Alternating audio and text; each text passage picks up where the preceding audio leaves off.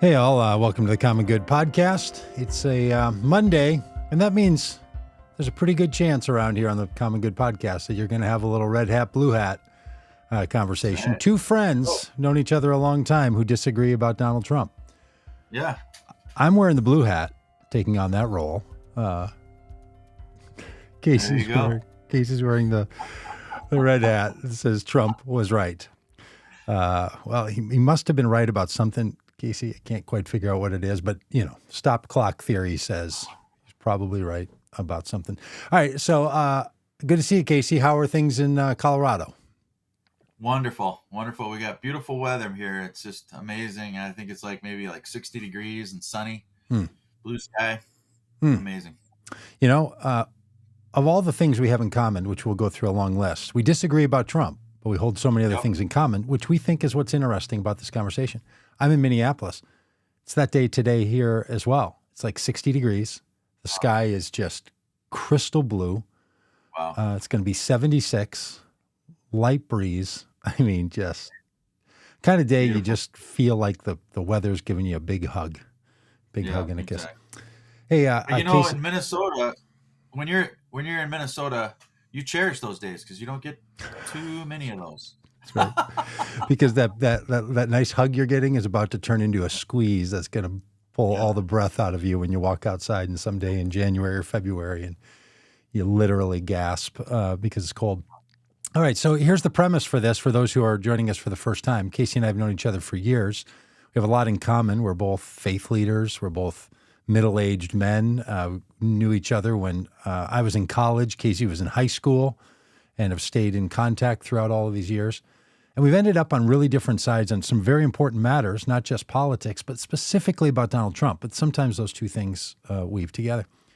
And we call it red hat, blue hat, because I'm going to take the perspective of, blue being the current color of the Democrats and red being the color of Republicans. But Casey, I think you reminded me that back in the 80s, those colors were inverted.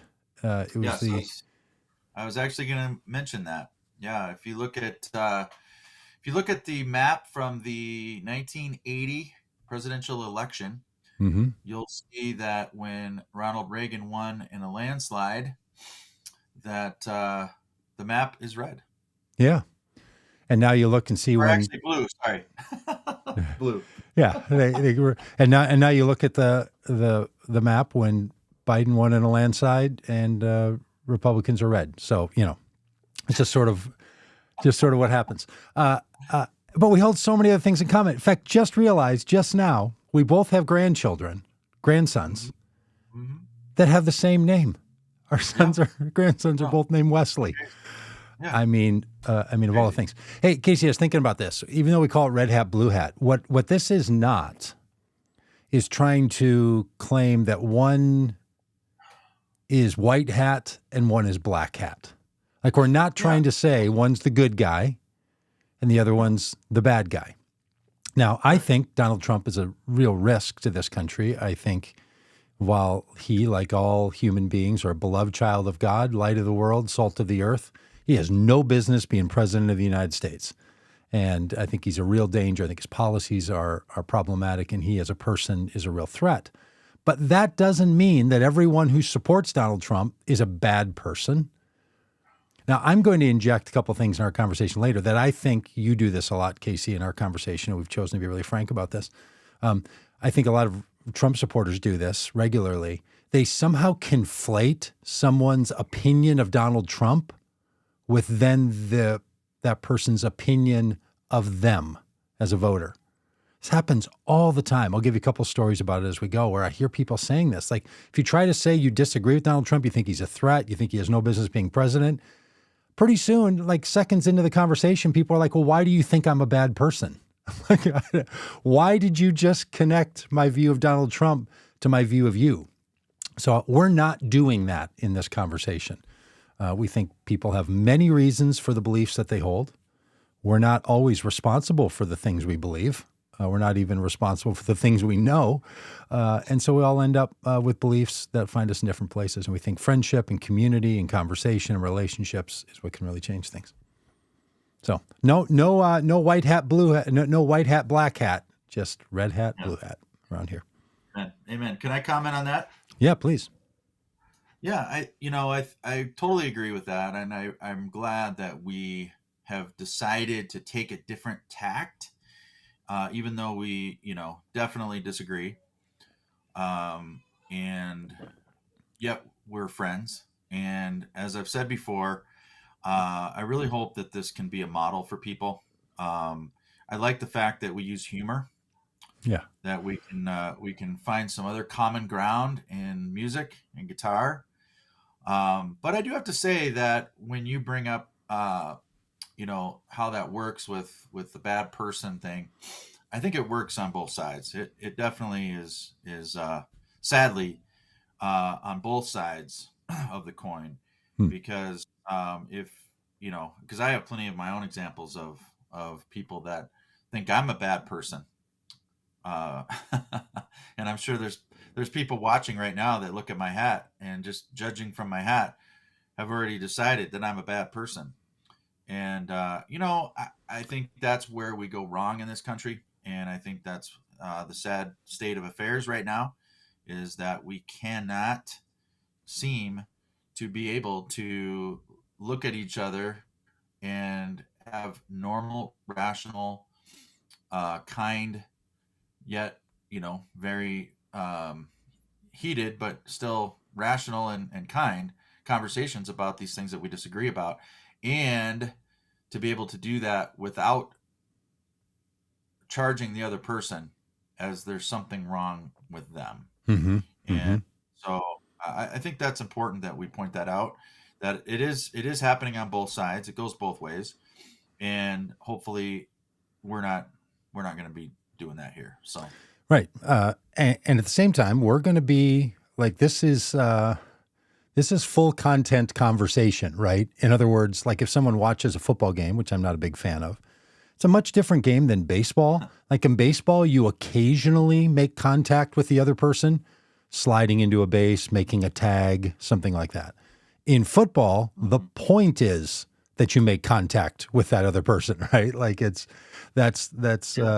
whole game is designed. how about Hockey. Hockey's another game where, yeah, it's very much. Now, younger hockey, they try to keep it from being less contact, and then as it gets a little bit older, it becomes more contact. So we do this all the time in our sports. We do it, and that's not a bad metaphor to think about how you have some conversations. And I think it's important that people know when they're going to enter into a conversation, hey, what sport are we playing here? Like, are we playing peewee, no contact hockey, or are we playing full check kind of hockey? Yeah. But even though you make contact in hockey, I'm just going to belabor this sports analogy to the end of it. And as someone who's easily bothered by sports and sports analogy, I would be sensitive about this. Like there's some contact you can't make in hockey. There's some things you can't do. Every sport has, you can't hit someone from behind, you can't slash. There's things you don't get to do.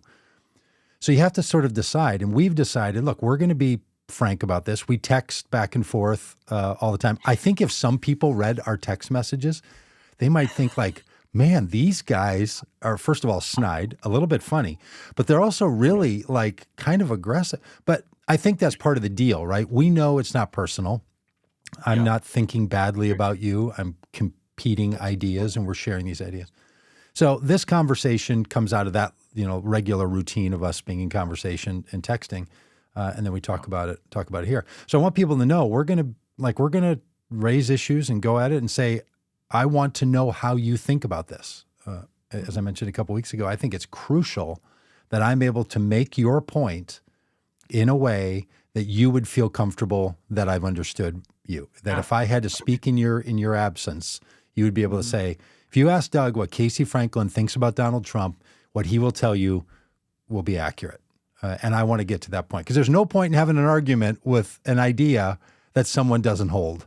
And I feel like in our politics and our culture, we do this all the time. We end up having an argument with someone about an idea that the person doesn't actually even believe in.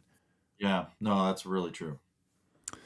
All right. So you ready to you ready to dive in? Sure. I suggested that you raise some things that bother you about Joe Biden because, and this is one of the interesting things, Casey. I think this is where you and I come at this a little bit differently. I am very engaged in politics. I think a lot about them. I think a lot about policy. I pay attention. I follow politics and policy the way some people follow sports. I actually enjoy it. I know a lot of people are like, oh my gosh, let's not talk about policy. Let's not talk about politics. I like that stuff. I end up talking about politics and religion as a faith leader. I talk about religion. Two Two things you're not topics we're never supposed to. Yeah, yeah. And I like talking about I'm the the same way, interplay of man. them. Yeah, and how they go together, right? So you and I, we like that kind of stuff. Yeah, yeah. But my opposition to Donald Trump is not just opposition to republicanism. It's not like I'm just like, hey, anybody who's holding the Republican banner in the front, what's often called the standard bearer, I'm just going after them because I think Republicans are fully and completely the problem. I think at a national level, Republicans have lost their courage and now support things they never did before. And there's all kinds of change that's afoot in the Republican Party, and I think it's worth noting. But my problem is not straight up with every Republican, certainly not every Republican voter. It's not like that. Specifically with Donald Trump. I feel like you, though, think that Democrats as a whole, politicians and Democratic voters, are socialists, Marxists, don't have America's best interest in mind, that as a whole, you think Democrats are a problem. And your biggest problem with Joe Biden is that he's the head of the Democrats. I'm guessing you had similar issues with Obama. I'm guessing had Hillary Clinton won, you would have had issues with her simply because they're Democrats. So you'd go after Nancy Pelosi and all the rest of it. Do I have you right that your problem is not specifically with someone named Joseph R. Biden? Your issue is Democrats as a whole are bad for America and want to see things happen in America that would be harmful, damaging, not good for America. Is that fair? Yeah, I think you're pretty close. And it's not personal. It's the party and the party platform and what they represent as a party. And I have to say, the one thing that I admire about the Democrat Party is that they they have figured out how to be fairly unified and fairly on the same page with almost every issue, and so they're very strong because of that, and they all talk out the same talking points. I mean, by and large. So yeah, I would say you're pretty accurate there with that assessment. Yeah, and so I think sometimes then that becomes more. I think Democrats then hear, hey, here's a Trump supporter, Casey or someone else, who just basically thinks that those of us who represent the majority of voters in America who vote for Democrats, the majority of America is bad for America.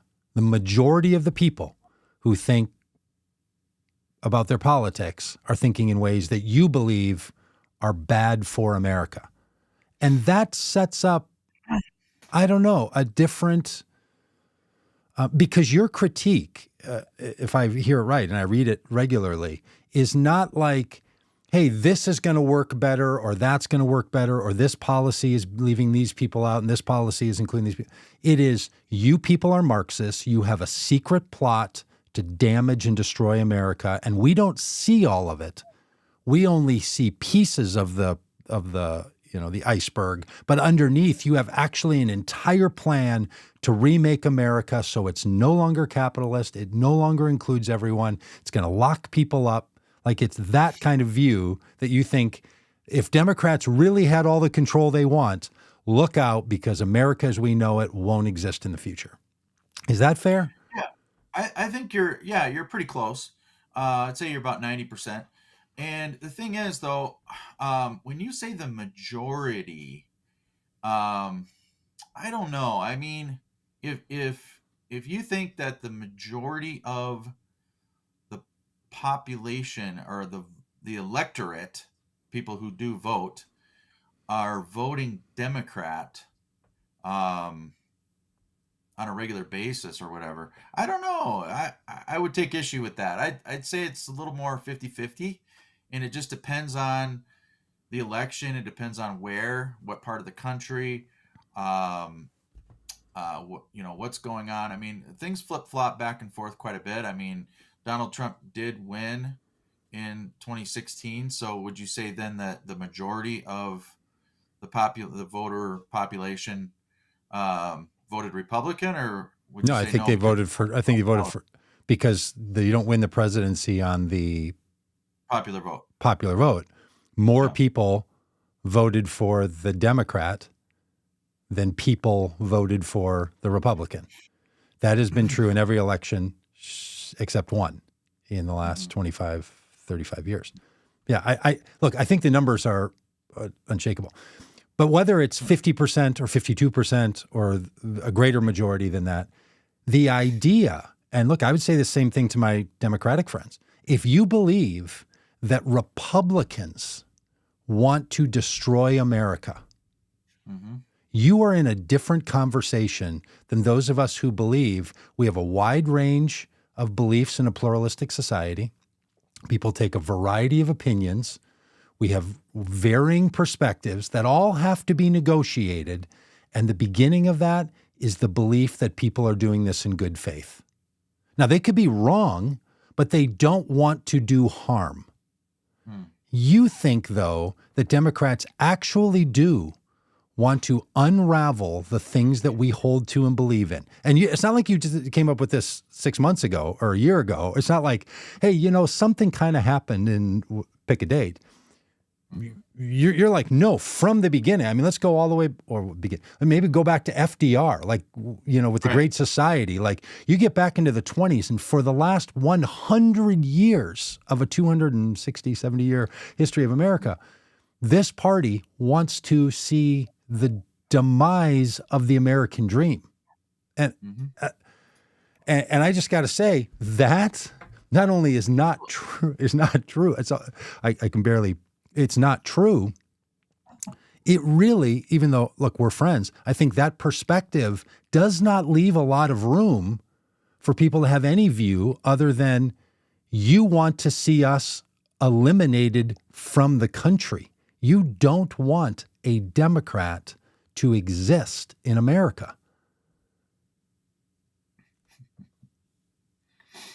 All right, can I comment on that? Oh, yeah. You don't have to ask, just comment. Yeah, Right, of course. sure Yeah. yeah. Okay, all right. Well, I may never be done. No, it could go on to an hour long and interrupt me in the middle of any soliloquy. They could be interrupted at any point, be made better. Well, okay. So first of all, I feel like what you're saying is exactly what the Democrats are trying to do right now, which is eliminate Republicans. They want a one-party rule, and they're almost there. So I don't want one-party rule. I believe in our two-party system, and I think it's good to have different ideas, and I think it's good that we have different parties and different viewpoints, and everybody's entitled to their own opinion. And I think free speech is very important, but it's under attack right now by the Democrats. And I believe, yeah, you're right. The Democrat platform, if you really study it, which most people don't, going back to FDR and Woodrow Wilson. I mean, these were globalists. These were people who believed in segregation. They were racist. I mean, let's go back to the Civil War. The South was ruled by the Democrats. The Democrats were the party of slavery. So, Sure. You study the history. Well, yeah, but Casey, look, the name Democratic Party, the name Republican Party have gone through many machinations since the 1860s. Sure.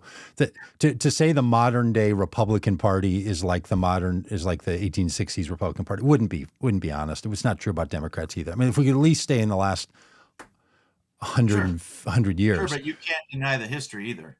Sure, they're racist.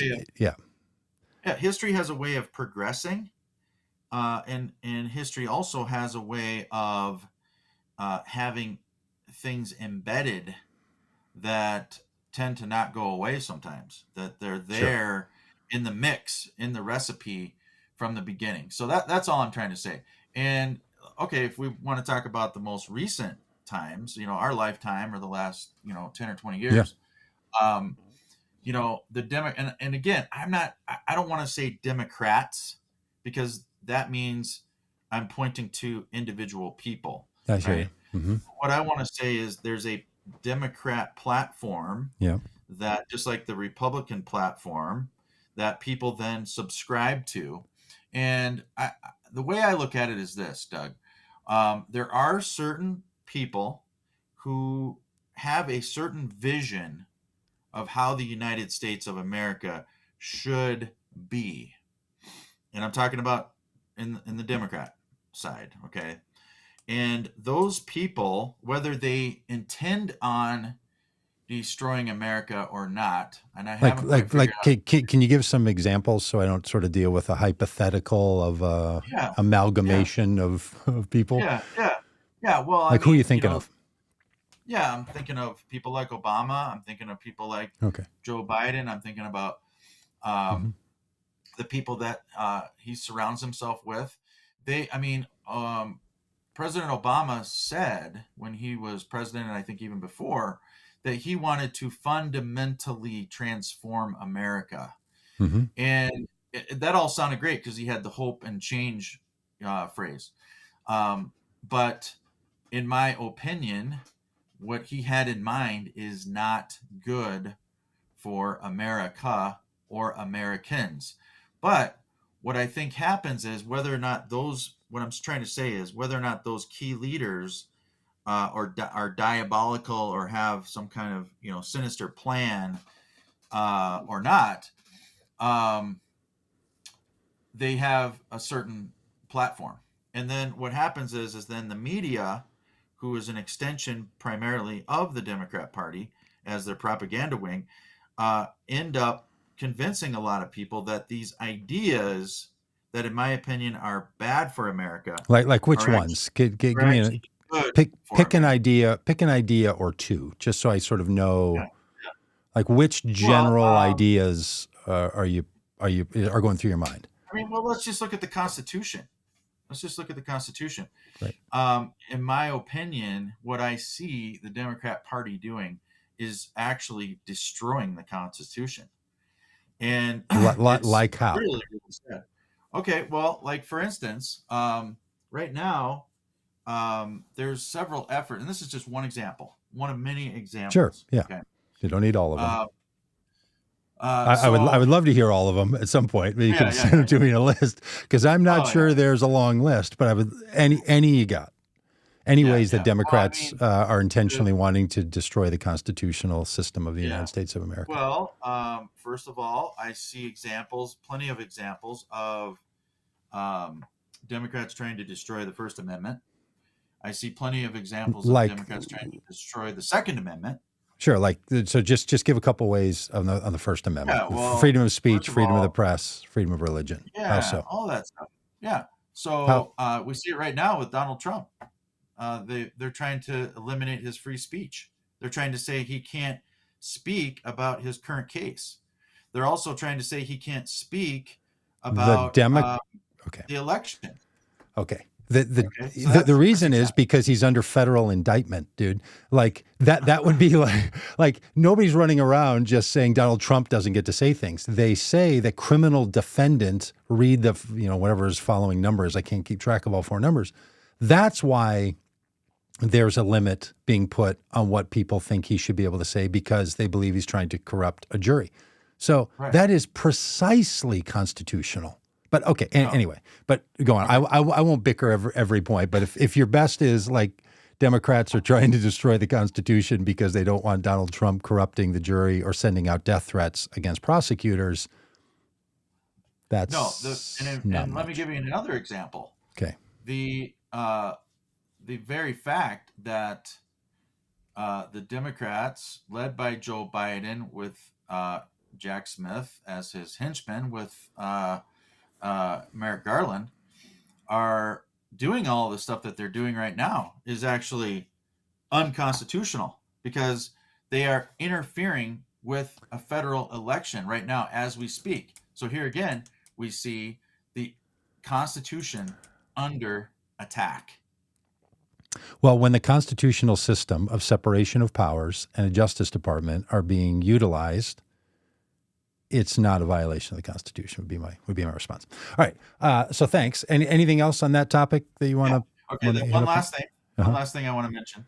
So there's several states right now that are trying to get Trump off the ballot, which I think is another like way Colorado, that I think, where you live, right? I think Colorado has a movement to do so. Yeah, yeah, and I think that is unbelievably unconstitutional because number one, if we believe in democracy, we believe in a republic, we believe in the idea, right, that we can choose our leaders through our vote, then that means we should be able to vote for people who are putting themselves out there. Sure. So should every person be able to be on the ballot? Should there be no limits on who can be on a presidential ballot? No, I'm not saying that. Of course, it seems like you're saying that. I think you're saying no. The like Constitution. That's my point. The Constitution spells determines out what those limits are. And the 14th Amendment the 14th Amendment of the Constitution is the one people are using. Okay. Yeah. Right. That's the argument is that according to the 14th Amendment of the Constitution, someone who is charged with sedition can't be running for federal office or state office. Right. That's the argument.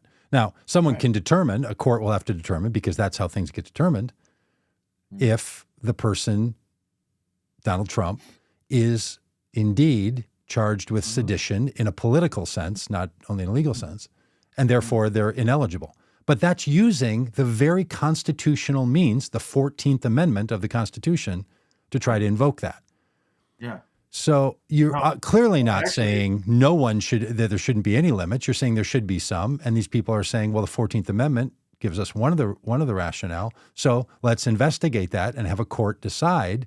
So by people asking a court to decide on the constitutionality of the 14th Amendment's application to a situation, why does that sound to you like people want to get rid of the Constitution? It seems like they're doing exactly what the Constitution demands. They're following the constitutional system. No, let me explain. Let me explain. Okay.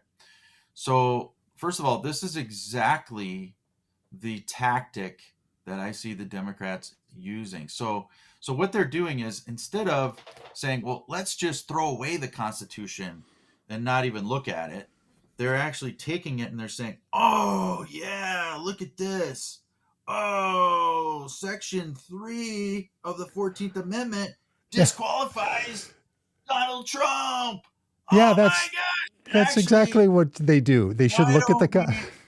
Actually, let's do it this way. Why don't we indict him and charge him with something like this so that then we can't have him on the ballot, and then we'll explain it to everybody that that's how it works.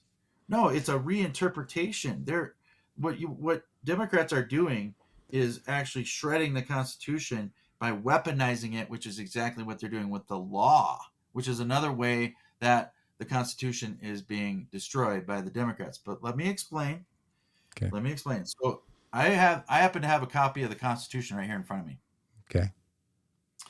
And what it says in Section 3, okay, is no person shall be a senator or representative to Congress or elector of president and vice president, or hold any office, civil, military, under the United States or under any state, who, having previously taken oath as a member of Congress or as an officer of the United States or as a member of any state legislature, blah, blah, blah, shall have engaged in insurrection or rebellion against the same, or given aid or comfort to the enemies thereof. But Congress may be a vote of 2/3 of each house remove such disability. So, number one, Trump has not been charged with sedition or insurrection. Number one. Number two, let me finish. Number two, you guys are conveniently forgetting Section 5. You know what Section 5 says? I don't. Of the 14th Amendment? Section 5 says, the Congress shall have power to enforce by appropriate legislation the provision of this article. Yeah, it can pass legislation, which it has passed. There is legislation that says anybody who's guilty of an insurrection or rebellion or giving aid to those who do can't hold federal office. That's what Section 5 means.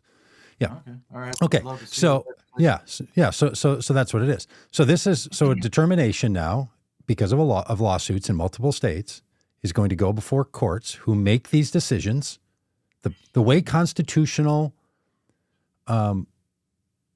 situations are resolved is in a court system, and ultimately that could go up to the Supreme Court, but federal courts and then appeals courts and so on do this. That's what people are doing by filing these lawsuits. So again, I'm not clear why you're saying that in a disputed idea, there's going to be a court case about the viability of Donald Trump's legitimacy to be on a ballot, and that needs to be determined by courts.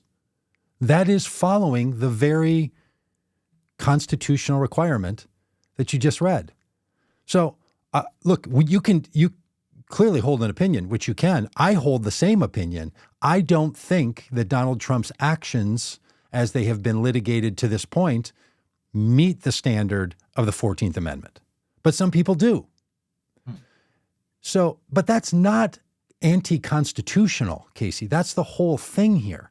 It's precisely constitutional. And it seems like every time something comes up about Donald Trump, all the rules change. Like every example you've given here has been what people are doing in reference to Donald Trump. All the constitutional stuff is all about Trump. And that's this thing that I've said to you so many times, and I know you think I have Trump derangement syndrome, right? Which is, the man does live rent-free in my head. I will admit that, right? Like he doesn't pay his bills to live in my head any more than he pays the bills to all the contractors that he has stiffed over the last 50 years. So he lives rent-free in my head. And if you think that's undisputed, that he didn't pay the bills, you think all those old builders in New York are just a bunch of Democrat liars too? But anyway, he does live rent-free in my head. But dude, the difference between like what makes Democrats showing they wanted to harm America is what they're doing to Donald Trump. It's this thing that happens with Trump supporters. And I'm just going to say, you don't have to defend it. You can disagree with it. I'm guessing you would. There's a conflating of Donald Trump as a person with Trump supporters and America, where the three become almost one idea. There's no distinguishing. Trump even says it. Love this. What you do to me, what they're doing to me, they're doing to you. And all of you are like, yeah, that's right. They're doing it to me. And they're doing it to hurt America. Well, the whole point of this is that no, what the federal system and the legal system is doing to Donald Trump, they're not doing to voters. They're not doing it to America. They're doing it because of the actions and behaviors of Donald Trump. So I know we disagree on that, but once you're willing to set aside the entirety of the legal system, that it is so corrupt, that it's untrustworthy, I don't know where we're at. And look, again, if Republicans and MAGA supporters want to be, we have no legal system we can trust in America, just go ahead and say it. But as I've said to you multiple times, I don't know why you can send me texts in 1 minute that say, it's all a witch hunt, it's all corrupt, all of these people are in on it. But then that same system is going to get to the bottom of Hunter Biden's laptop. I mean, heavens, then truth is going to be found. And how are we going to find it? Press charges. Well, I thought the system was so corrupt. So there's this thing that all the rules change with Donald Trump. And there's a conflation of Trump and the voter and America. All right. That's what I think is going on. You're welcome to respond, but I don't mean to say that in a way that you have to defend you. You can just simply say, dude, it's a witch hunt. You know, okay. That's fair. Well, I got one more prop for you to answer and respond to what you just said. Okay, you ready for it? I am. This is the video version of the memes that you send me after I send you a long arguing text. You ready? Woo! You're CNN. You're fake news. You have an agenda. Fake news. Hey, here's what I think is great, Casey. Made upset. That is clever. I've been in the Trump stores, like the little pop-up stores where they sell all the Trump stuff, and it's actually quite humorous, the stuff that people come up with. I mean, I will grant that. But here's the thing I think is curious. One way that you can sort of take down the Constitution is to pass laws that tell people that the press can't function. The other way is that as the sitting president of the United States, someone could say that the press is the enemy of the people. That he could go after reporters and the press as a whole and say that they are the problem and the enemy. So it's curious to me that it's like, hey, we need freedom of the press and freedom of speech. But then when the press tries to do its job, literally make little buttons that people push that tell them that they're fake news, they should get out of the room, they shouldn't be listened to, and they're kicked out. So it's just curious to me, again, and the other point is this happens a lot, and was sort of the center of what I wanted to share with the videos, because Casey and I both brought videos to show you today, and we're going to respond to them. So many of the things that MAGA supporters, Trump supporters say about Joe Biden are actually the things Donald Trump has been accused of or has demonstrated. His incompetence, his mental deterioration, his criminality. And now what you hear, because we've heard that for years, and now what you hear is people saying, no, it's Joe Biden who's mentally incompetent. It's Joe Biden who's corrupt. They're just now saying that. Just now. It's the inversion. I've been on guitar. I've been learning chord inversions, and talking to Trump supporters. I'm like, oh, now I'm learning these Biden inversions, where all the things that are true about Trump, they're now trying to pin on Biden. So that's a classic way. It's what Trump wants to do, and all the rest of it's a campaign strategy. There's people who've worked with the campaign that have said it. Their number one obligation, their number one point is to try to make Joe Biden look as bad as Trump, so that in the mind of voters, they can move on. So anyway, that's just the approach of all of it. Should we move on to the videos though? Because I think they kind of bring us to this to this spot. Would that be good? Yeah. Let me just make one.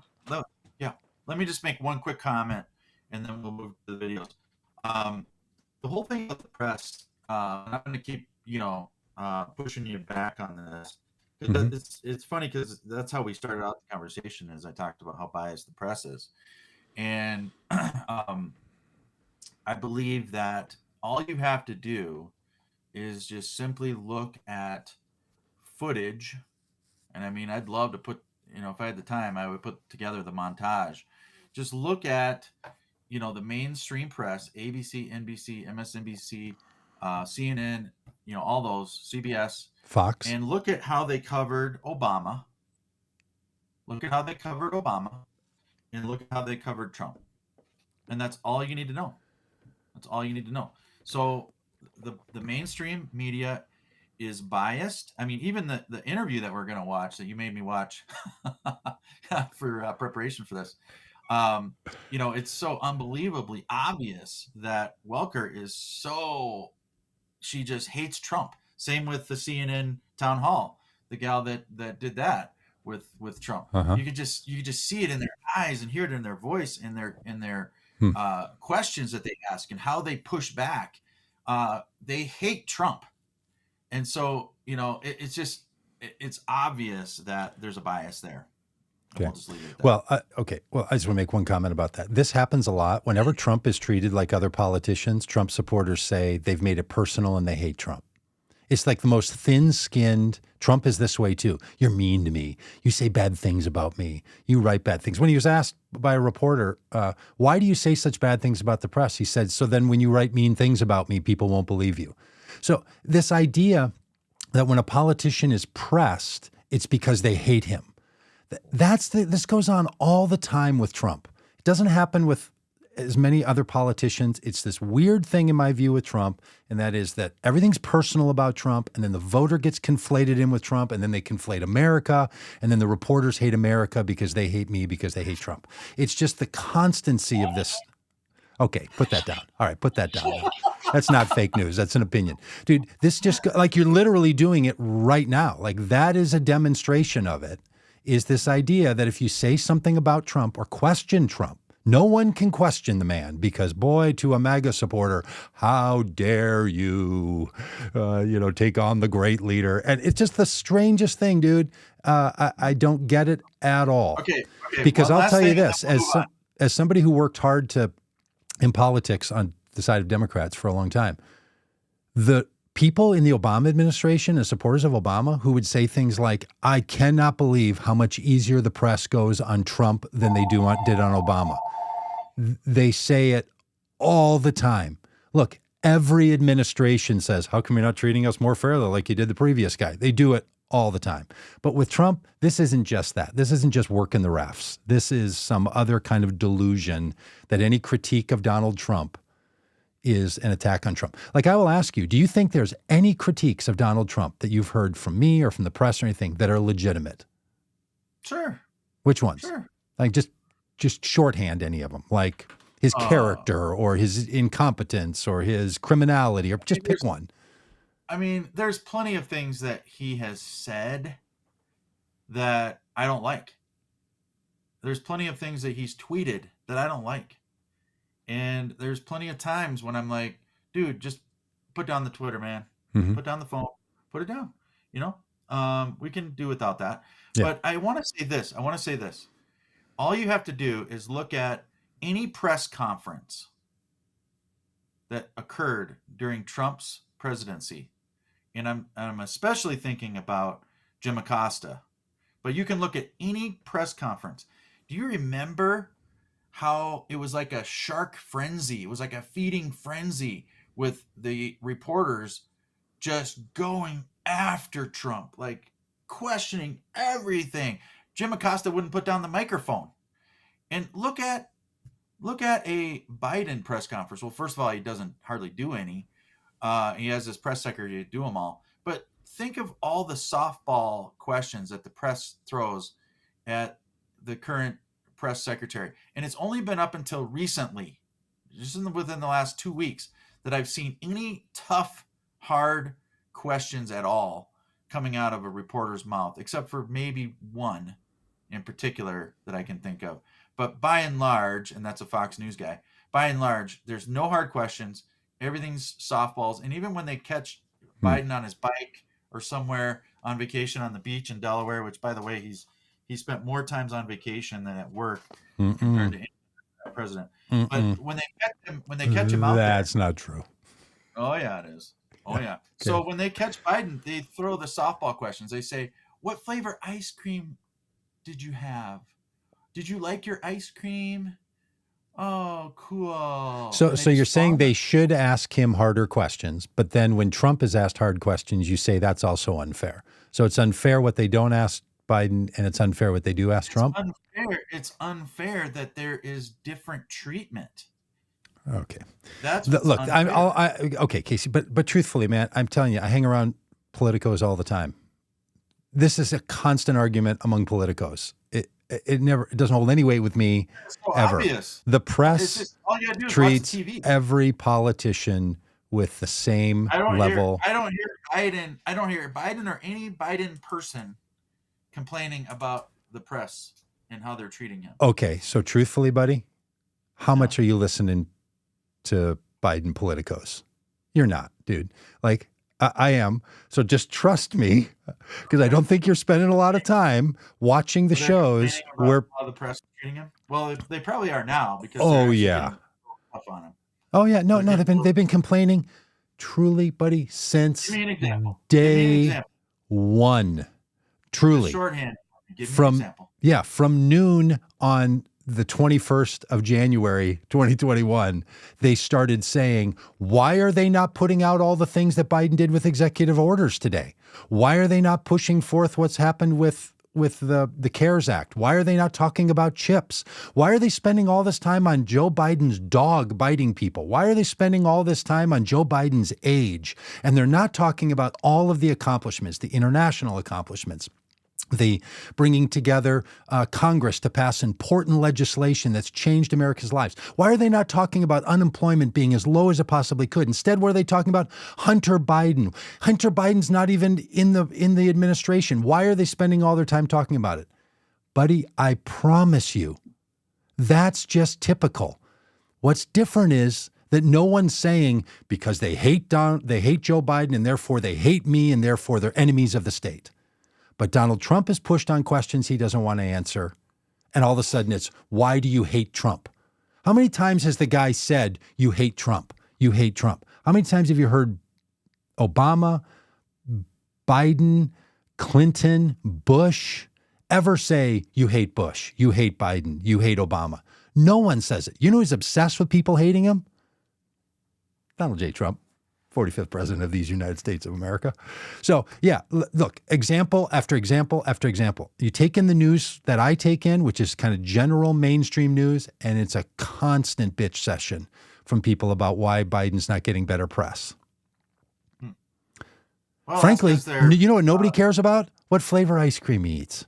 Nobody cares. What they want to be talking about is all the great impact he's made on America. So, you know, and then people are like, well, that's what the campaign is supposed to do and not the press, and so on and so forth and so on and so forth. All right. So should we get to our videos? Maybe the Kevin McCarthy video would be the starting point, considering this part of the conversation. Does that feel about right? All right. So for people just to know, Casey and I this morning exchanged videos. We've both seen the videos we're going to show. This isn't a game of gotcha. And then we're going to respond to these. Say what do you have an intro to the Kevin McCarthy one? Yeah, it's basically just a reporter that's asking Kevin McCarthy, and I didn't see the beginning of it like I wanted to, but my sense is that she's basically sort of questioning him on why in the world would he be opening an impeachment inquiry. Yeah. I mean, this is just crazy. There's no evidence whatsoever. No, you don't, dude, you don't know the question. Don't preload. You just said, I don't know what her question was. All right. You don't know that's what she said, right? Okay. He's just responding to something to do with the inquiry, which he has launched, which has only been launched one time. I think this is the only time. I don't even think the two times that the failed president, Trump, was impeached, the failed presidential candidate Trump was impeached. I don't even think there was an official inquiry that had to be opened because the evidence was so obvious. So it's a very rare thing.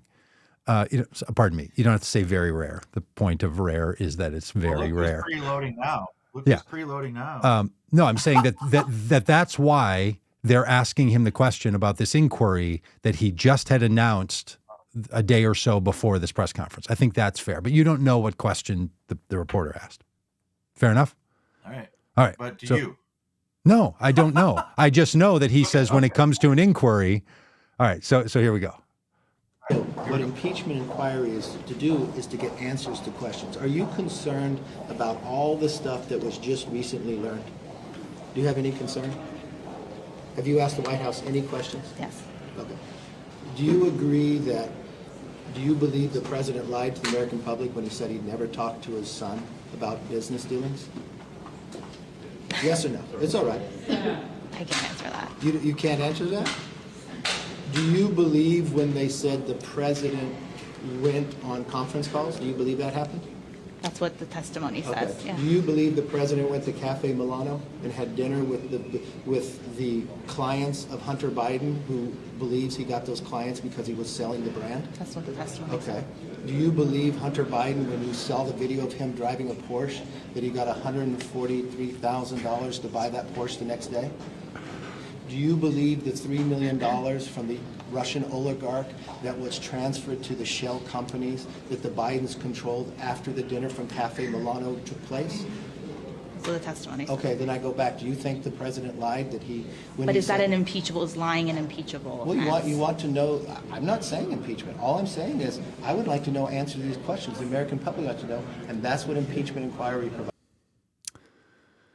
Okay, not sure why you wanted to show that, but talk me through it. Yeah. So first of all, it's another example of the mainstream press just sort of definitely, they're one-sided. They have their bias. They are wondering why he's doing this, what in the world is going on, and he answers the questions, I think, very well, and he brings up a lot of really good points that I don't think a lot of people know about because the mainstream press isn't talking about it. So I wanted, your audience to hear some of these things that are going on because it's pretty serious stuff. It's very serious. Okay, so is your point in this that the reporter was supposed to express an opinion about those things? When Kevin McCarthy totally inappropriately says to a reporter, "Do you believe Joe Biden did a bad thing?" You want the reporter to not be objective. You want the reporter to express an opinion. That's what you're saying? No, I'm saying. Then how is it showing that she's biased because he's grilling a reporter when he's the politician? He's the one that just, called for an impeachment inquiry, and then he's demanding that she answer his questions. I mean, that is the biggest bully act in weeks that I've seen. But what does this show that he's grilling a reporter about the reporter's opinion about allegations that he's making about Biden? What did you want the reporter to do? Yeah, it's not about opinion. Okay, what it is about. Do you believe, when he says, "Do you believe this?" That is an opinion. A belief is an opinion. Yeah, but the point that he's trying to make, and the point that I'm trying to make, is that the mainstream media press is unbelievably uncurious. How does this show she's uncurious when he says, have you asked the White House question? She says yes. And then he starts saying, "Do you believe this? Does this bother you?" Why is he like, dude, that is not like him bullying a reporter is not. It's about curiosity. It's about the press doing How does their it show job. she's not curious? She's literally there asking him questions about why this. He doesn't have to be defensive about it. He could say, "Well, I'm glad you asked. Here's why." Instead, he says, "Oh, you're the problem. You're not doing your job." I mean, good golly. Casey, I've been begging you, like you and I have anything to do with reality, begging you for evidence of any of this. Like, please show me anything. And then it's like, he went to dinner and then he got a Porsche and therefore he's corrupt. Like, that's literally what McCarthy just said. So, okay. All right. Anything else that somehow, well, no, tell me what your frustration is, because you think it's not a big deal or you think that's not what just happened in the video? No, my frustration is that this is an example of how the media is implicitly biased and uncurious about what is going on with the How Biden does it family show crime. that? How does him asking that reporter show that? Oh my gosh. Wow. I think he was expressing frustration with how the press has been treating this the entire time. Okay. So it's not about that reporter. He was just saying, you people don't care about these things. And you know what? Most people don't. Yeah. They don't care about these things. They really don't. It's true. And I know that's frustrating for Republicans, but look, I know a lot of Democrats. I'm one of them who don't care about a lot of things. They don't care about the president taking bribes from foreign entities. Yeah, go ahead and show it's a bribe. You show it's a bribe and people will care. Yep. Okay.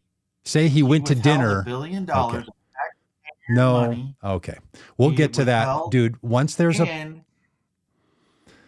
Okay, Casey, what I don't want to do here is just literally have allegations then be turned into these were bribes. And look, as I've said to you so many times, the moment there is a charge, a criminal charge, and that criminal charge can be brought by Congress, that criminal charge can be brought by a prosecutor, that changes the ballgame.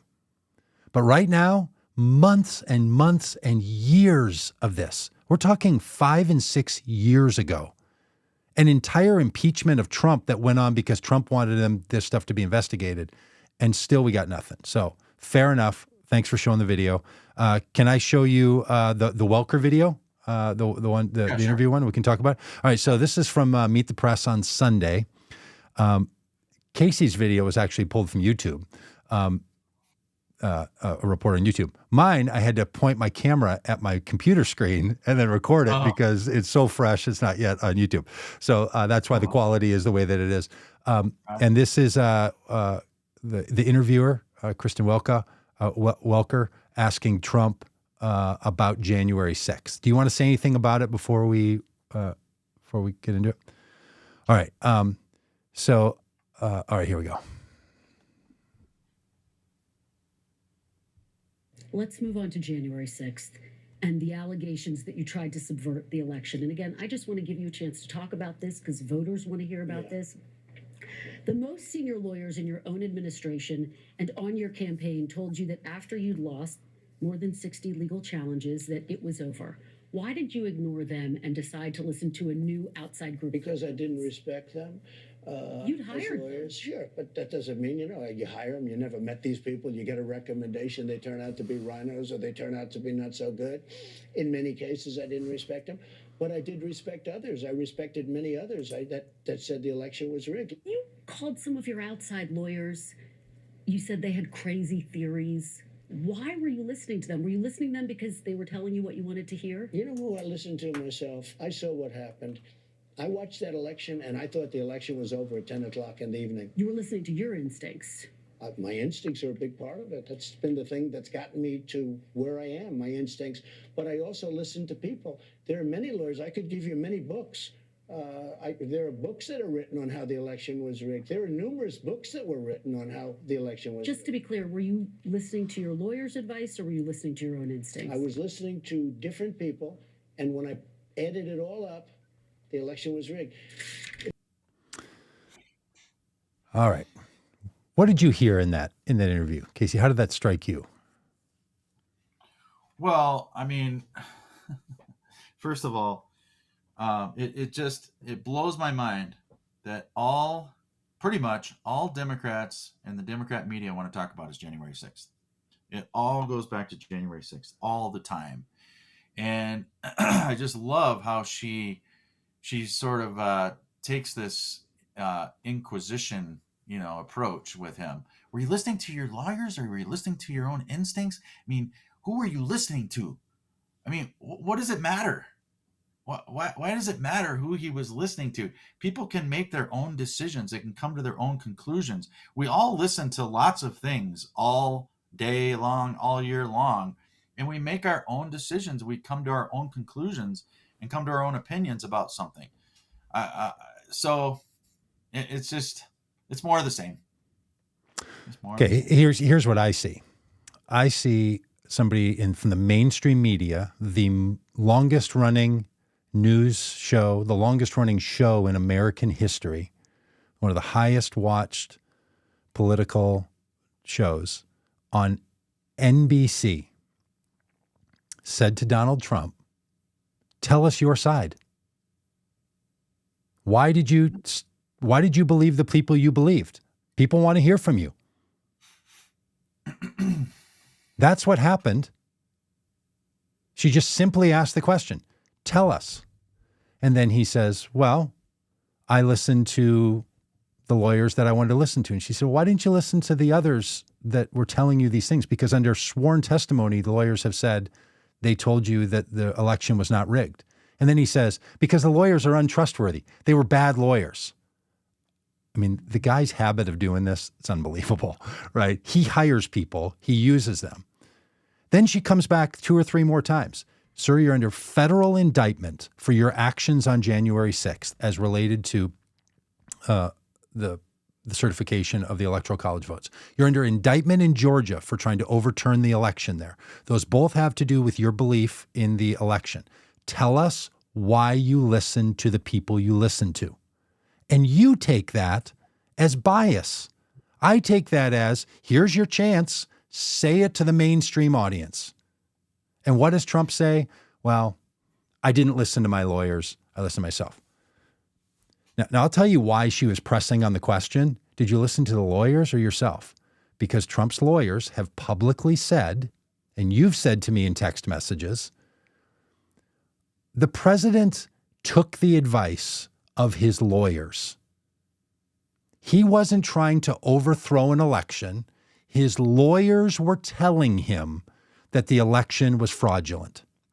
Therefore, under a statute that allows a person to claim counsel from a lawyer, you're protected from a crime. In other words, if you and I go into business together and we ask our lawyer, can we set up the business like this? And our lawyer says, yes, you can set it up like this. And then the IRS or the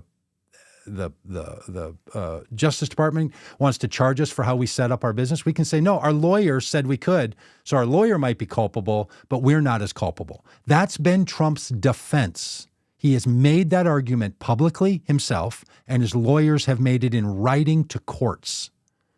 That's why she's asking him. When he said, I listened to myself at 10 o'clock on election night, I thought I had won. That's when I thought the election was over. They weren't even done counting.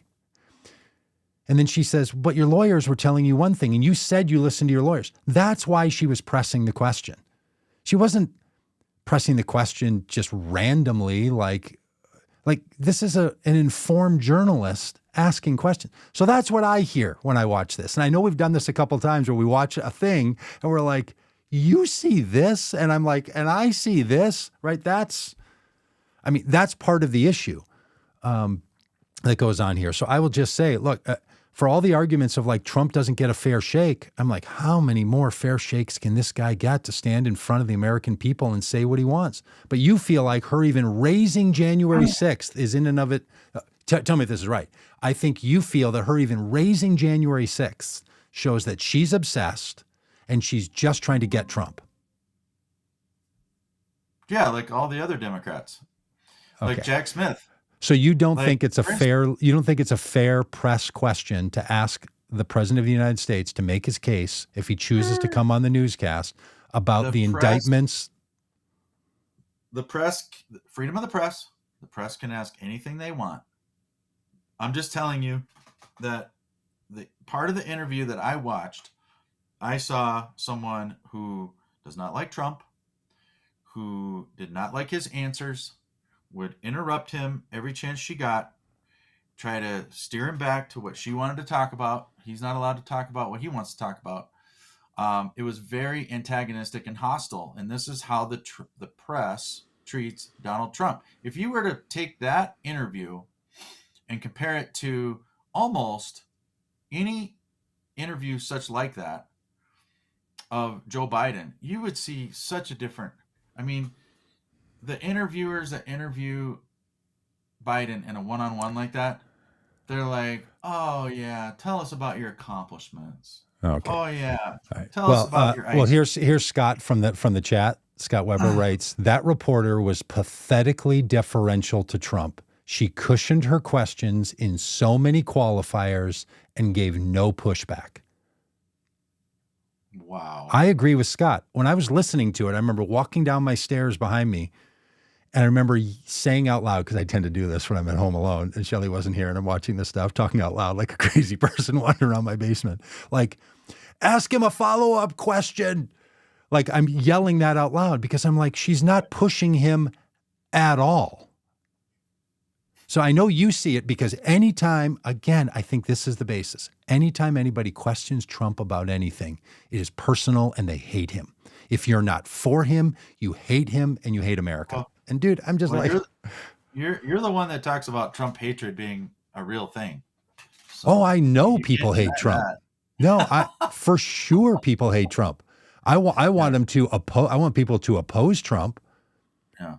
But what I don't want, even worse, I think, are people who think that all Democrats are anti-American.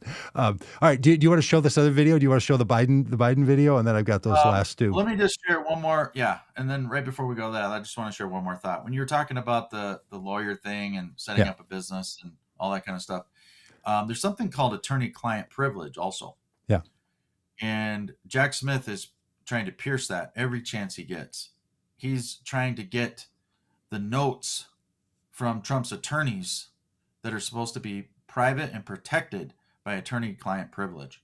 That's so right. that, again, when you talk about lawyers and who he's listening to, who he's talking to or whatever, and I'm sure he was talking to a lot of different people, and I'm sure he had lawyers who were telling him don't do this. Just leave it alone. The election was fine. And I'm sure he had lawyers that were saying, hey, I think there's something strange going on. We need to push a little bit and see what our options are. Mm-hmm. And so, you know, when you hire advisors, to give you a wide range of views so that then you can listen to different people and then make your own decision. And I believe that's what Donald Trump is talking about. But the moment you say, therefore, I made my own decision, you now don't have the ability to say, I was simply following the advice of my attorneys. He now publicly has said, I was not following the advice of my attorneys. I took in information, made my own call. That's the point. Look, and yes, Jack Smith has. What I heard him say was that his instincts were a part of the decision. I did not hear him say, I did not listen to my lawyers. I made my own decision. I went by my own instincts. I can replay it for you. That's what he said. At the end, she said just again, because she wants to clarify, didn't want him to be in an awkward spot. Do you want to clarify that? And he said, I took in a lot of opinions and information, and then I made the decision. That's how things work. I know, Casey, but You make your own then, so let's just settle that. Let's not come back to that. Therefore, based on that, you can't say I was simply following my lawyer's advice. I listened to my lawyers and I made my decision. That's different. Legally, I'm just saying legally, if you want to, I'm not a lawyer, but I do play one on the podcast. If you want to claim that I was simply following the advice of my lawyers, you don't get to say they were just one of the information pieces, which is what he said. This is the gotcha. No, this is law, buddy. This is where we're going to be able to get him now. We got Trump. Yeah. No. We got Trump when he committed the crimes. Yeah, because he commits the crimes on tape, on recordings. Okay. Do you want to show the Biden? Do you want to show the Biden, the Biden one? And yeah, sure. Do you want to set this one up at all? Anything you want to say about it before? Is this the 9/11 one, or which one is this? 9/11 one. Yep. Yeah. So this is Joe Biden giving a speech on 9/11, and I'll comment after. Okay. So here we go. I mean, the music. I join you on this solemn day to renew our sacred vow. Never forget. Never forget. We never forget. I remember standing there the next day and looking at the building. I felt like I was looking through the gates of hell. To all those who still bear the wounds from the Syrian September morning. Okay. I know how hard it is. Okay, so that was Biden in Alaska on a week ago on September 11th at an Air Force base. Mm-hmm. Yeah, so to me that was very troubling because number one, Joe Biden broke 21 years of tradition as a current president by not visiting one of the sacred 9/11 sites on the anniversary of 9/11. And I think that speaks volumes. He was actually as far away in the continental United States as you can possibly be from any of the sites of 9/11, which I think, again, makes a strong statement. Number two, it's just appalling to me that on such a sacred day, he would tell yet another lie. I mean, who? Which was the lie? What was the lie? The lie was that he was there the next day. He says, I was there the next day looking at the wreckage. He wasn't there the next day. He wasn't there until 9 days later. He showed up there. Did you listen to the whole speech or just that clip? No. See, there's a cut in there, right? He makes a statement and then it cuts into, and then the next day, he wasn't saying September 12th. He was referring to something else and then said, and then the next day after that something else, I was there looking into it. And all of you folks with your free speech and all the rest are trying to say, oh, he said he was there on September 12th. The whole thing was shut down on September 12th. There was no one was there. So you call it a lie, and it's an edit. It's an edit that then makes an impression. So fair enough. If he either forgot, said the wrong words, or misintended his words, go after that. If it's an edit, let's not do that. Anything else on that one? Well, I'll have to watch that a little closer to see. Yeah, you can go what look. you're Yeah, talking you just they have all of his speeches. You can just go look at the speeches, get the text, and you can read it. Okay. Hey, I actually think some president was going to break. How many years in a row are we going to go to the location? For a lot of years, presidents went to Hawaii and to Pearl Harbor, and then they stopped. I think 21 years is enough, where the only place the president has to be on that day is at one of the sites. It doesn't mean he went to a military space because the military was engaged in all this. It is time for us to no longer demand this performative, that's where a president has to be. I could not care less where any president was 2+ decades later. You can express most American people were not at and have never been to any of the sites. The president of the United States doesn't have to be there. I would say that about Trump. I would say that about anybody else. It doesn't matter. That's my opinion. But I think you should impeach him over it. Frankly, I think you should say he lied. Therefore, we should impeach him.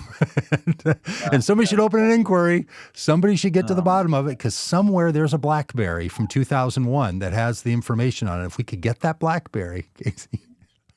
All right, can I show you my two videos? I understand that. You think at some point maybe the tradition would be broken, like it was with Pearl Harbor, but I don't think that's a good argument. I think that it shows a lack of deference and a lack of respect for the people that died on that day, and I think it's such a tragic and sad attack on America, unprecedented, historical. I don't know. As was Pearl disagree. Harbor. I mean, okay. So we can disagree. At some point, a president's not going to go there, unless your idea is that, no, there's never going to be a time that a president's not going to go to one of those sites. I just think it doesn't matter to anybody, and we should move on. All right, here's the videos I want to show you. Okay. This was from a speech that Trump gave this weekend. Want your reaction, because he's not doing well. His speech is slurred. He misspeaks Obama's name, and then tries to double down on why he was talking about Obama, like covering it up, and then says that he basically defeated Obama in an election. And then there's another video where he's talking about Joe Biden's mental decline, and the way he's reading, they start playing music over the background of it in this really weird kind of way, really reference, feeling like what places do when they have, dictatorial leaders, playing this music over it. And then he misspeaks World War II. And it's just, I felt it was a disaster, but I'm interested in your take on it. Sure. So here they are. There's two of them. They're short. They're like 25 seconds long each. I'll show one, then you can respond, then I'll show the other one. Is that good? All right, here we go. Sure. Crooked Joe Biden and the radical left thugs who have weaponized law enforcement to arrest their leading political opponent, and leading by a lot, including Obama. I'll tell you what, you take a look at Obama and take a look at some of the things that he's done. This is the same thing. The country is very divided. And we did with Obama. We won an election that everyone said couldn't be won. All right. So he clearly is reading from a teleprompter, right? I would grant that. I don't know. I'm not sure about that. Okay, here we go again. Tell me if you think if he's reading this. Crooked Joe Biden and the radical left thugs who have weaponized law enforcement. I'll grant to you, he's reading that. Gets to a point. I've read a lot of teleprompters. It's hard. He mistakenly starts to say Obama instead of including leading Biden. He says Obama, then tries to double down on it, and then says, and we won, and we ran against Obama, and we beat him. I just think he's not doing well. When you hear that, see that slurred speech, low energy, slumped over reading, does that surprise you, worry you, anything for you as a Trump supporter when you see that? How does it strike you? Oh, Doug. Oh my gosh. I just have to say, I think it's rich that you would find a clip of Donald Trump making a mistake in his speech Mm-hmm. when we have the current president that can barely form a sentence, a coherent sentence, does these gaffes all the time. I mean, constantly. I wish I had time to just play them all for you. And that But bothers I'm you sure about you've Joe seen 'em. Biden, right? That And- bothers you. And well, it bothers me because I don't think we have a coherent cognitive person leading our country. That's very alarming. Very alarming. So you find Yeah. one clip of a guy. Have you ever had a bad day? Yeah, dude, I'm just saying, does I've this had lots of concern bad you at all? Yeah. And look, if you want to say Trump had a bad day, he's tired, he's worn out, this is all taking a toll on him, he's a 77-year-old man. Does it worry you? Because you tell me regularly how worried you are about Joe Biden. I'm worried about Joe Biden. I think Joe Biden's too old to be running for president. I think Donald Trump is really? too old to be running I for heard that. president. But do you think Donald Trump is in a space that makes him capable of running for president? All right, let's Yes, try one yes, more. One Let's, bad night. okay, Okay. fair enough. Make all the excuses, buddy, you want. I'm just asking you, does it bother you? So I guess you're saying no. But here's one more. We have a man who is totally corrupt and the worst president in the history of our country. By the way, their music. Who is cognitively impaired, in no condition to lead, and is now in charge of dealing with Russia and possible nuclear war. Just think of it. We would be in World War II very quickly. I'm just telling you, man, both of these 77 and nearly 80-year-old men doing this, Trump who can't read the words on the teleprompter, and then whatever that weirdness is, I just think there's weird stuff going on. I think it doesn't bode well for him. You seem to not be concerned. You're like, one bad day, one bad outing, you're like, because you're a solid hockey goalie who can win a championship and then have a tough outing. If that's all it is, then just go ahead and say that. I think there's something more there. I think this slurred speech stuff, I think this late in the evening thing, I think this is not good for America, that we have leading Republicans, leading Democrats who have these kinds of vulnerabilities. You don't see a problem. You only see the problem on one side of the equation is what I'm asking. What I see is, first of all, I noticed that the tagline at the bottom of that video on MSDNC with Morning Joe definitely did not want anyone to miss that. That he said World War II instead of World War III. Yeah. OMG. Okay. So again, it doesn't bother you. That's well, first of all, bias of the press once again, making sure I highly really doubt that it's not I clarifying highly what he did and making sure that his actual words were communicated clearly to the American people. I think. Yeah. How often have you seen a phrase at the bottom when Biden thinks his sister is his wife? I mean, are you going to see that at the bottom when he goes? Well, you must have seen it somewhere, Casey. You must have seen. I thought that was my wife. Well, this is my sister. Yeah. You see the caption at the bottom saying Biden thought his wife was his sister? I'm guessing the only reason you saw that is because someone literally did put that out with that description on it, and that's how you know it happened, because you're not watching Joe Biden footage. So, yeah, I think it's exactly why you saw it, and that stuff exists in the world. Yeah. But again, doesn't bother you. Like, it bothers you about Biden. Bother me. It doesn't bother me. Okay, now let's talk about the age thing. Okay. First of all, I didn't see slurred speech.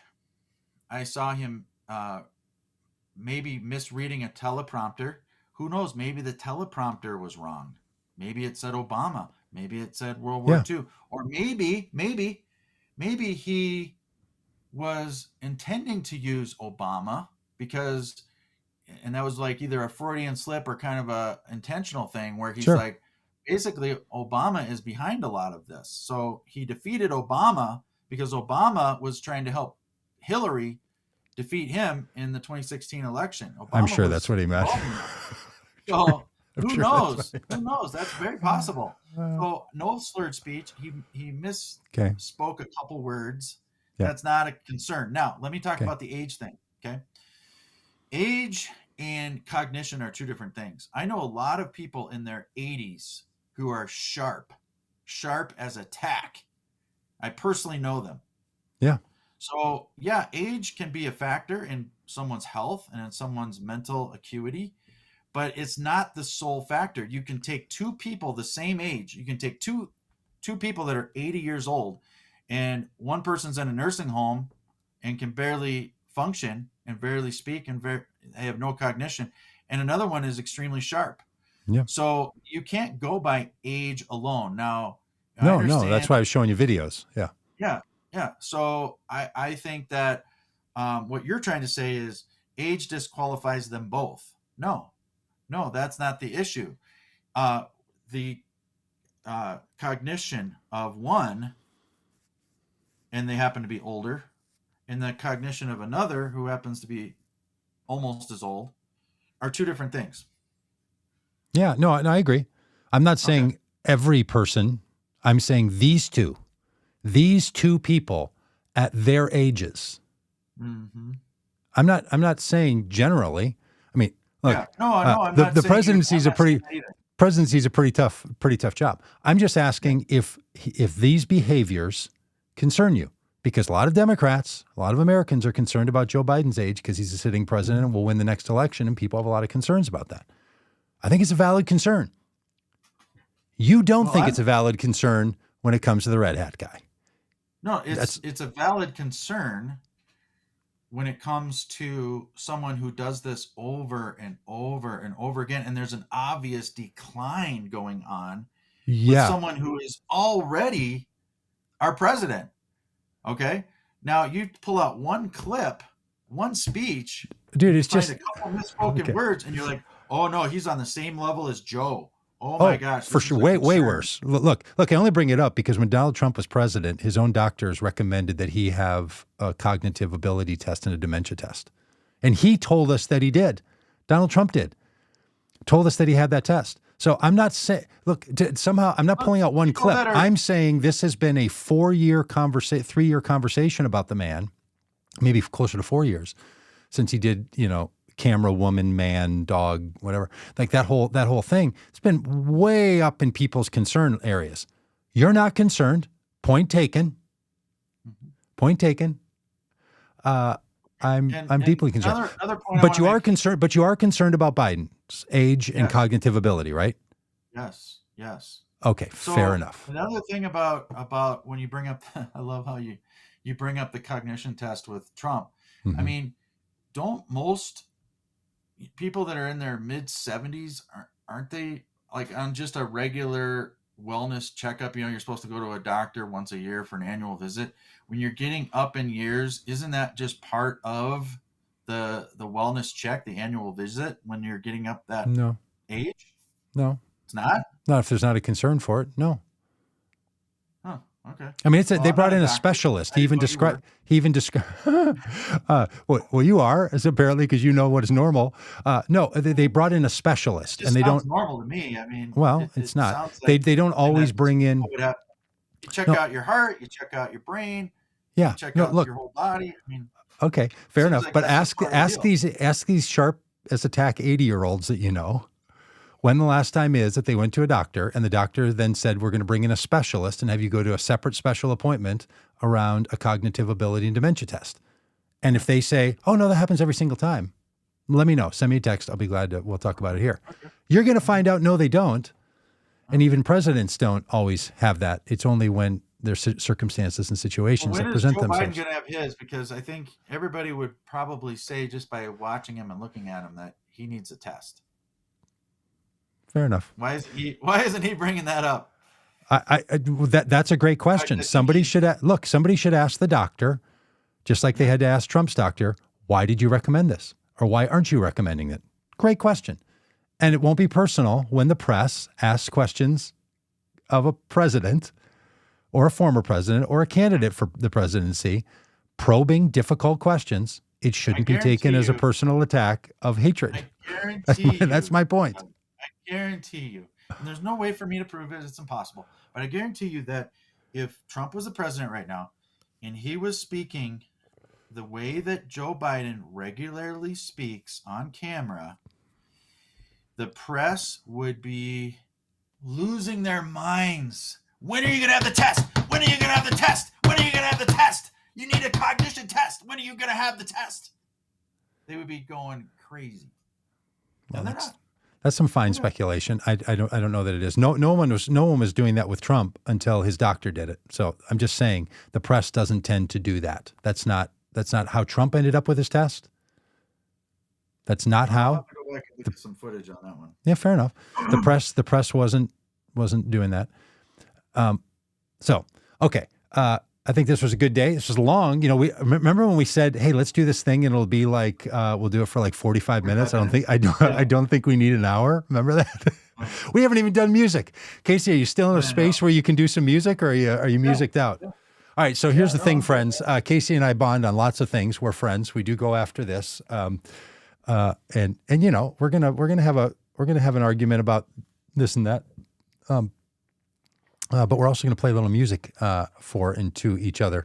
So, because we do that together too. I'm a new music player, about a year and a half. Casey is a long-term music player with great accomplishments and abilities.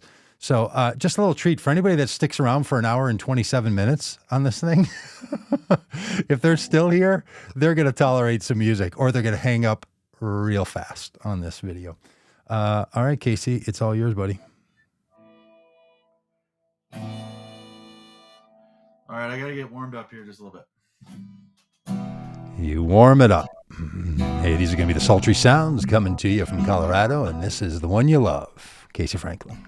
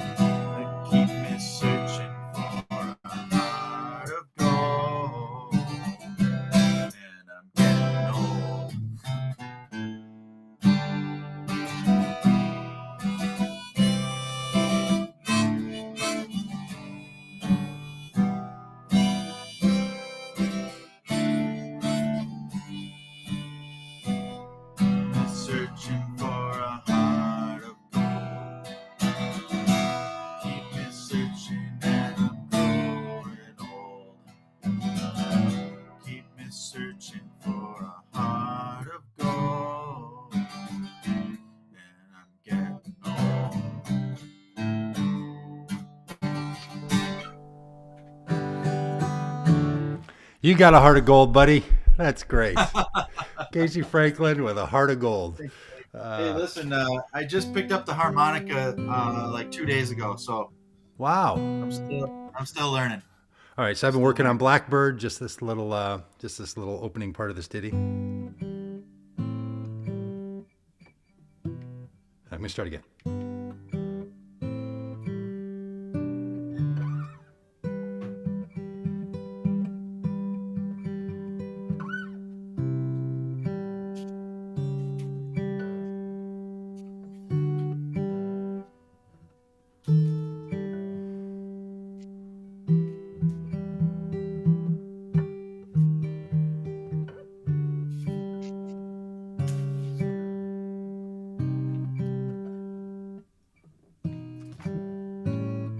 Messed it up. That's fun. Hey, I have this theory that you have to be bad before you can be good. To be bad at things, and it's best to be bad at things in front of people before you ever get good. Because if you're not willing to be bad, you're just never going to get good. So I'm on my way to getting good by just being so profoundly bad.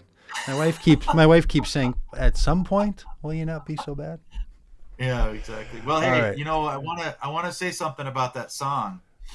Number one, that is a very difficult song, especially for a beginner. But to pull that song off well takes a lot of practice, and it's a beautiful song. And the other thing I wanted to mention about the song is that the idea of a blackbird singing in the dead of night, I don't know if you knew this, is actually symbolic of doing something that you have never done before. Really? Because blackbirds don't sing at night? That's the idea? Yep, exactly. So you're supposed to take these broken wings, learn to fly. It's supposed to make you think about your own brokenness. How do you like that? And the realization that we need to be the one to learn to set yourself free. So there's a lot of kind of hidden meaning in that song that I think is very profound, my friend. That's beautiful. Love it. Love it, love it, love it. Love you, Casey. Thank you for all this. Thanks for being my friend.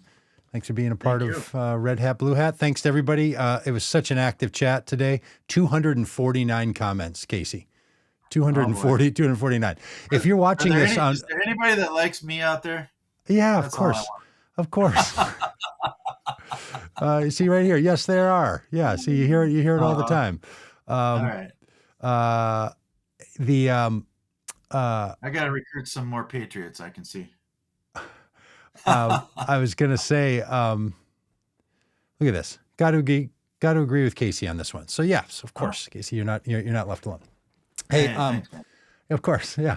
And if you're watching this, someone you're like 249, now 253 comments. 253 comments. We put this out on multiple channels.